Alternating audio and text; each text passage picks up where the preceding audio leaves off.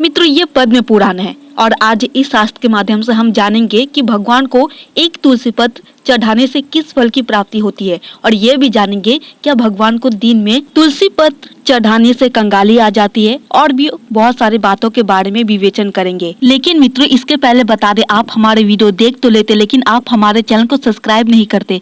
मित्रों, ये छोटी सी ज्ञान वर्धक वीडियो अगर आपको थोड़ी भी पसंद आए तो प्लीज आप हमारे चैनल को सब्सक्राइब कर दे और वीडियो को एक लाइक भी कर दे। तो आइए मित्रों, वीडियो को शुरू करते हैं। रुद्राक्ष की उत्पत्ति और महिमा तथा आंवले के फल की महिमा में प्रेतों की कथा और तुलसी दल का महात्म्य। मित्रों, ये पद्म पुराण का अध्याय है। कार्तिकेय जी ने कहा, प्रभु, रुद्राक्ष और आंवला, इन दोनों फलों की पवित्रता को तो मैं जान गया। अब मैं यह सुनना चाहता हूँ कि कौन सा ऐसा वृक्ष है जिसका पत्ता और फूल भी मोक्ष प्रदान करने वाला है। महादेव जी बोले, बेटा, सब प्रकार के पत्तों और पुष्पों की अपेक्षा तुलसी ही श्रेष्ठ मानी गई है। वह परम मंगलमयी, समस्त कामनाओं को करने वाली, शुद्ध श्री विष्णु को अत्यंत प्रिय, वैष्णवी नाम धारण करने वाली, वह संपूर्ण लोकों में श्रेष्ठ सुख तथा भोग और मोक्ष प्रदान करने वाली है। भगवान श्री विष्णु ने पूर्व काल में संपूर्ण लोकों का हित करने के लिए तुलसी का वृक्ष रोपा था। तुलसी के पत्ते और पुष्प सब धर्मों में प्रतिष्ठित है। जैसे भगवान विष्णु को लक्ष्मी और मैं दोनों प्रिय है, उसी प्रकार यह तुलसी देवी भी परम प्रिय है। हम तीन के सिवा कोई चौथा ऐसा नहीं जान पड़ता जो भगवान को इतना प्रिय हो। तुलसी दल के बिना दूसरे फूलों, पत्तों तथा चंदन आदि के लोपों से भगवान विष्णु को उतना संतोष नहीं होता। जिसने तुलसी दल के द्वारा पूर्ण श्रद्धा के साथ प्रतिदिन भगवान श्री विष्णु का पूजन किया, उसने दान, होम,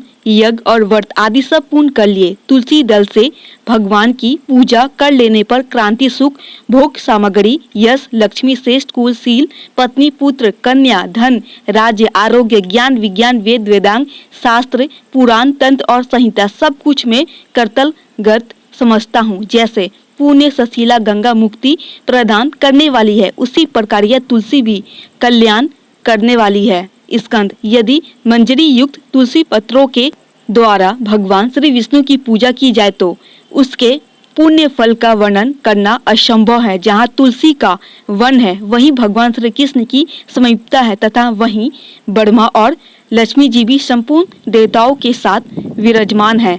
इसीलिए अपने निकटवर्ती स्थान में तुलसी देवी को रोपकर उनकी पूजा करनी चाहिए। तुलसी के निकट जो स्तोत्र, मंत्र आदि का जप किया जाता है वह सब अनंत गुना फल देने वाला होता है। प्रेत, पिशाच, कुष्मांड, ब्रह्म, राक्षस, भूत और दैत्य आदि सब तुलसी के वृक्ष से दूर भागते हैं। ब्रह्म हत्या आदि पाप तथा पाप और खोटे विचार से उत्पन्न होने वाले रोग, ये सब तुलसी वृक्ष के समीप नष्ट हो जाते हैं। जिसने श्री भगवान की पूजा के लिए पृथ्वी पर तुलसी का बगीचा लगा रखा है, उसने उत्तम दक्षिणा से युक्त 100 योगों का विधिवत अनुष्ठान पूर्ण कर लिया है।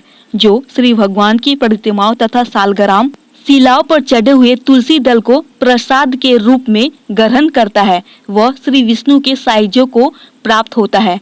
जो श्री हरि की पूजा करके उन्हें निवेदन किए हुए तुलसी दल को अपने मस्तक पर धारण करता है, वह पाप से शुद्ध होकर स्वर्लोक को प्राप्त होता है। कलयुग में तुलसी का पूजन, कीर्तन, ध्यान, रोपण और धारण करने से वह पाप को जलाती और स्वर्ग एवं मोक्ष प्रदान करती है। जो तुलसी के पूजन आदि का दूसरों को उपदेश देता और स्वयं भी आचरण करता है, वह भगवान श्री लक्ष्मीपति के परम धाम को प्राप्त होता है। जो वस्तु भगवान श्री विष्णु को प्रिय जान पड़ती है वह मुझे भी अत्यंत प्रिय है। श्राद्ध और यज्ञ आदि कार्य में तुलसी का एक पत्ता भी महान पुण्य प्रदान करने वाला है। जिसने तुलसी की सेवा की है उसने गुरु, ब्राह्मण, देवता और तीर्थ सबका भली भांति सेवन कर लिया। इसीलिए सदानंद, तुम तुलसी का सेवन करो। जो शिखा में तुलसी स्थापित करके प्राणों का परित्याग करता है वह पाप राशि से मुक्त हो जाता है। राजसूय आदि यज्ञ भांति भांति के व्रत तथा श्याम के द्वारा धीर पुरुष जिस गति को प्राप्त करता है वही उसे तुलसी की सेवा से मिल जाती है। तुलसी के एक पत्र से श्री हरि की पूजा करके मनुष्य वैष्णव तत्व को प्राप्त होता है। उसके लिए अन्य शास्त्रों के विस्तार की क्या आवश्यकता है। जिसने तुलसी की शाखा तथा कोमल पत्तियों से भगवान श्री विष्णु की पूजा की है, वह कभी माता का दूध नहीं पीता, उसका पुनर्जन्म नहीं होता। कोमल तुलसी दलों के द्वारा प्रतिदिन श्री हरि की पूजा करके मनुष्य अपनी सैकड़ों और हजारों पीढ़ियों को पवित्र कर सकता है। तात, यह मैंने तुमसे तुलसी के प्रधान प्रधान गुण बतलाए हैं। संपूर्ण गुणों का वर्णन तो बहुत अधिक समय लगने पर भी नहीं हो सकता। यह उपाख्यान पुण्य राशि का संचय करने वाला है।